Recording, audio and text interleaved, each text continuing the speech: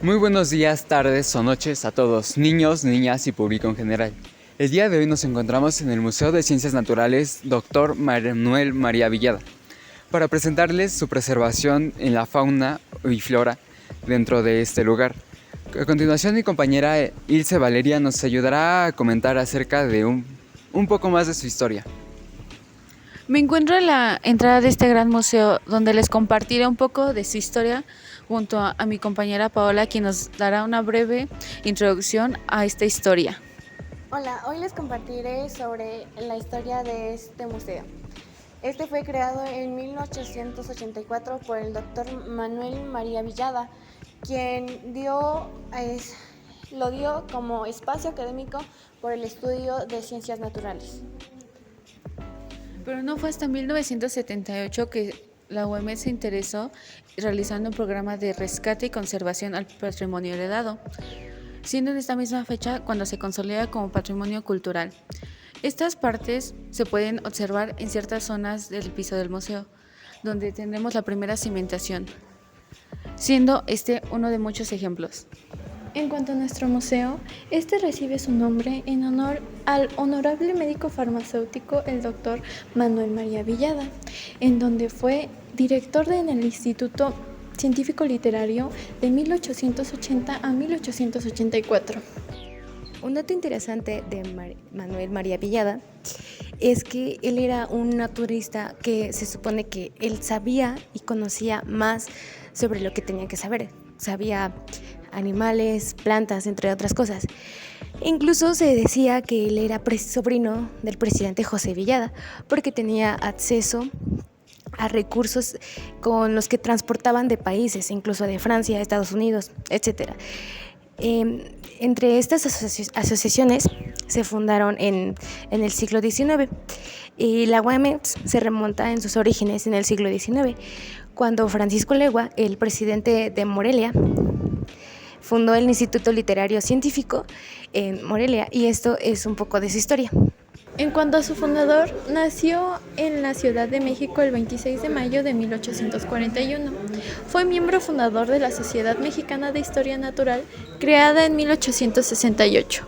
Sus padres fueron Antonio José Villada Bart y María Pilar Peinbert Patiño.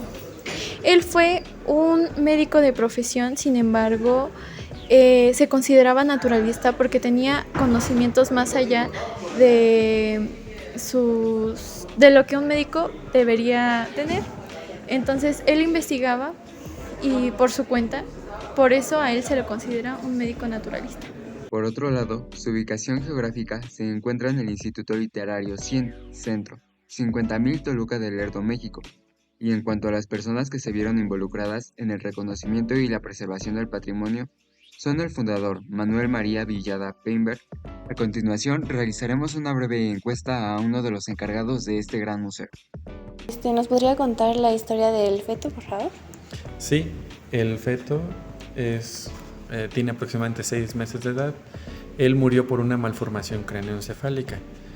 Es decir, que los huesos del cráneo crecieron a diferente ritmo que el cerebro, los cuales comprimieron al cerebro, y entonces por eso provocó su muerte.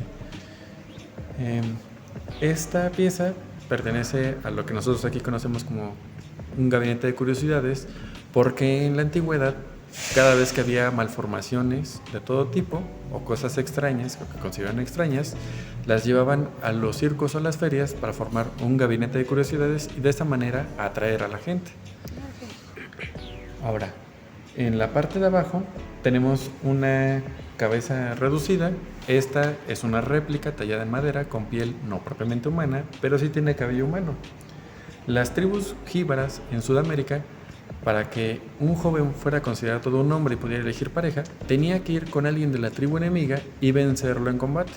Una vez que lo vencía, le cortaba la cabeza y regresaba con ella a su tribu. Entonces, en su tribu lo que hacían era reducirla como un buen augurio de éxito para guerras futuras y para que pudiera elegir pareja. La manera en la que la hacían era hacerle un corte en la parte posterior de la cabeza y entonces le retiraban la piel con delicadeza. La piel en nuestra cabeza es como, imaginemos un globo que está inflado, que tiene gas adentro, Pero al globo, cuando le retiramos el aire, obviamente el plástico se encoge, pero mantiene una forma. Algo similar le pasa a la cabeza. Y en la parte de abajo tenemos dos becerros, uno con acondroplasia, que es decir, un becerro enano, y el de abajo es un becerro con ciclocefalia, un becerro cíclope. En la naturaleza sí se dan este tipo de malformaciones, sin embargo, pues bueno, a veces también tienen otras malformaciones internas que les impiden, por ejemplo, nutrirse adecuadamente. Entonces, estas malformaciones, pues bueno, de alguna manera hacen que tienda a perecer. Entonces, muchas veces, hasta en la misma naturaleza, las madres lo que hacen es abandonar a sus crías para no gastar recursos en ellas, porque al final de cuentas va a perecer. Muchas gracias. Sobre el mantenimiento que le da a a lo que se encuentra aquí en el museo, ¿nos podría explicar un poco más? Bueno, las taxidermias, mucha gente cree que nada más las tiene uno y no se les hace absolutamente nada. Eso no es verdad. Ellas son susceptibles a que pequeños escarabajos que miden menos de 5 milímetros puedan llegar.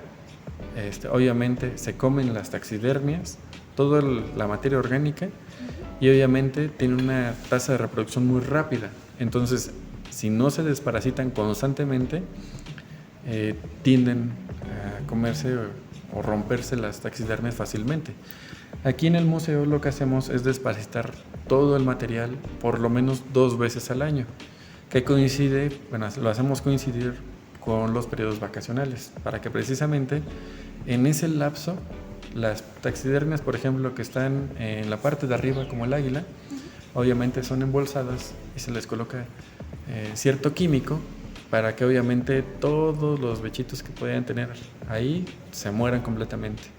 En el caso de los muebles, como ya el mueble está cerrado, obviamente es más fácil que el químico actúe, que se quede encerrado, entonces todo lo que está dentro se muere.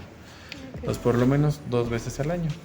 Y en el caso de algunas piezas como los frascos, no es necesario estarlos desparasitando.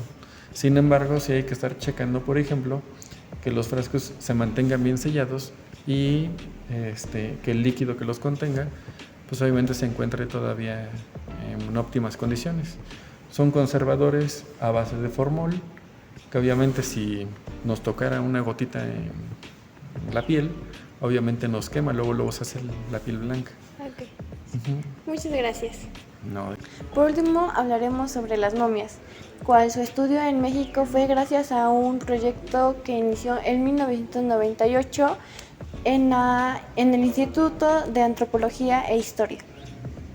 Bueno, la modificación dio interés a los investigadores de la UEMEX, donde se les brindó 6 momias, de las cuales solo se encuentran con 2 en exhibición. De ellas tenemos a un bebé de aproximadamente 6 meses que murió por una epidemia y no se pudo tratar. También contamos con la del padre Botello, que se presume que engañaba a los feligreses porque no era un padre en realidad, se robaba el dinero, etcétera, hacía cosas que la religión no le permitía y obviamente lo lincharon.